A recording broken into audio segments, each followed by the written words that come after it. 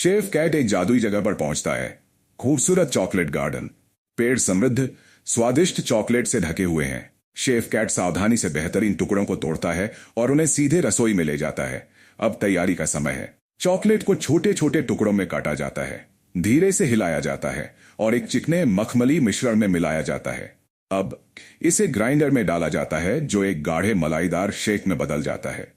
Chef cat स्वादिष्ट chocolate shake को गिलास में डालता है, एक घूंट लेता है और खुशी से मुस्कुराता है।